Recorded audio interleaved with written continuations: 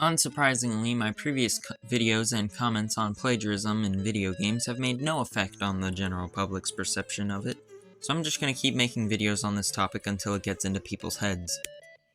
Before we start, I want to update something said in my first video on this where I heavily criticized the Euphoric brothers, creators of Garten of Banban. One of the two brothers, Ferris, was not in a good place mentally when he made a certain game I mentioned, and gave a hint to possibly doing the very thing that game was based on. And considering he's planning on making a sequel to that game still, there's a high chance he's still feeling those things. So whatever you do, don't send any negative comments towards Ferris. Not because he doesn't deserve it, but because things might spin out of control if he gets bullied, you could say. The best thing we can do right now is avoid contributing to his bad mental state. Speaking of Banban, there's Banban clone coming out soon, and honestly, I have nothing to say about it. Mascot horror is a lost cause when it comes to originality. Starting with palworld, since people won't shut up about it, I want to make it loud and clear that I am not a fan of Pokemon games in the slightest, and I in no way respect the decisions made in the recent games. Palworld is known by almost everyone universally as Pokemon with guns. When your game is identified as a derivative of another game by the entire world, that's a massive red flag. The claims being made against the game in particular are that it uses AI generation to make the designs, or that it ripped assets, particularly models, directly out of Pokemon games. The evidence being the CEO's views on AI, which are completely disgusting, is basically saying that AI will render copyright meaningless and no one should hold the rights to their own creations anymore. Absolute lunacy. People like this need to be put in an insane asylum. People's art is sacred and should belong to the rightful creators, not the public or some stupid learning AI.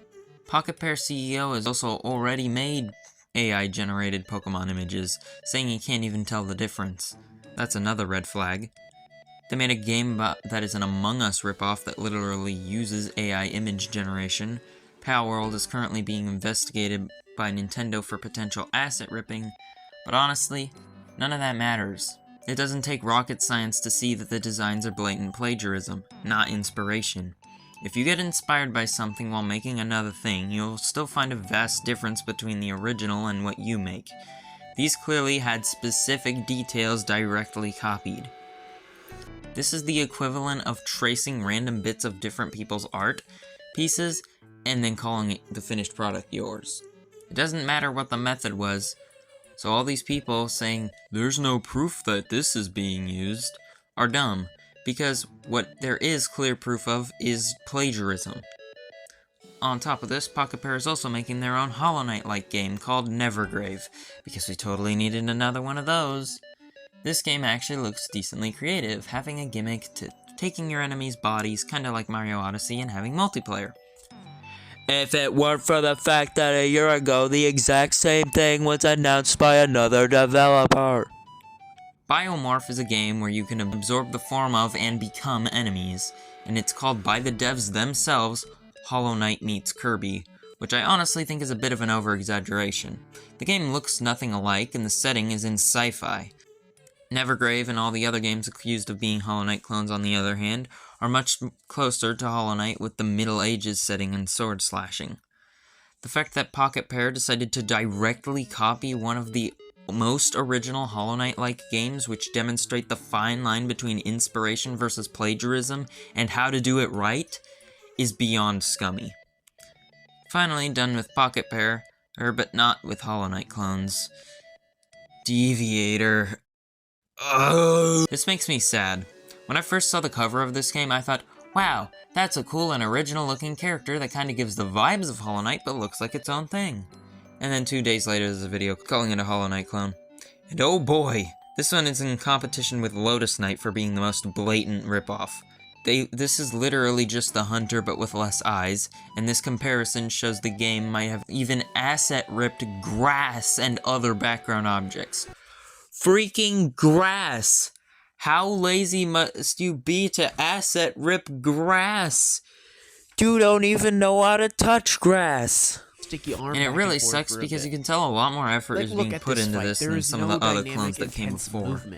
Lotus Knight felt satire with how blatant it made itself, and the use of gacha life avatars made it feel like a straight up joke.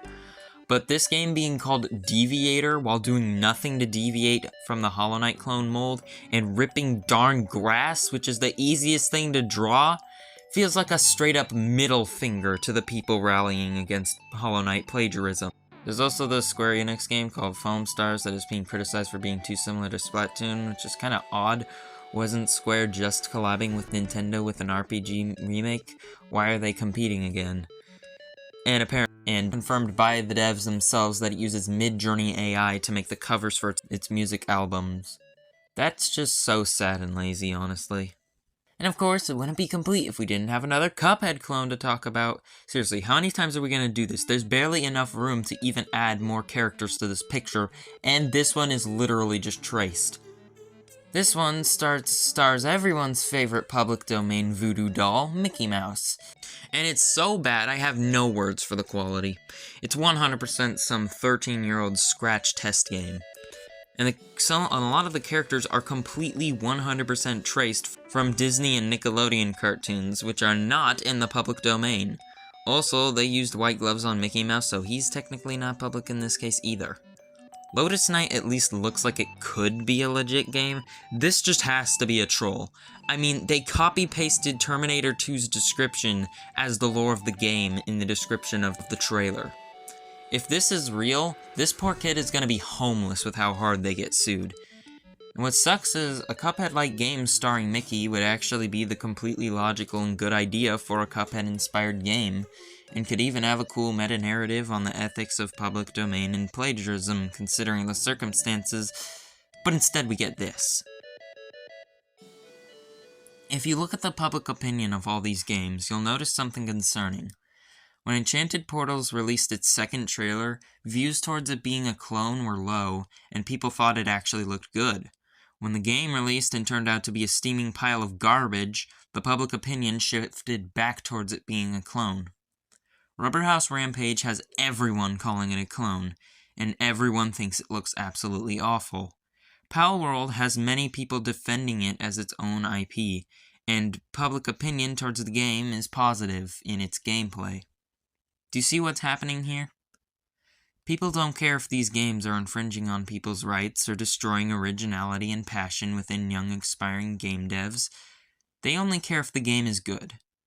Moral bankruptcy isn't a problem to people as long as they still get the products they enjoy. And obviously this isn't something that's new, this has been observed in a lot of places.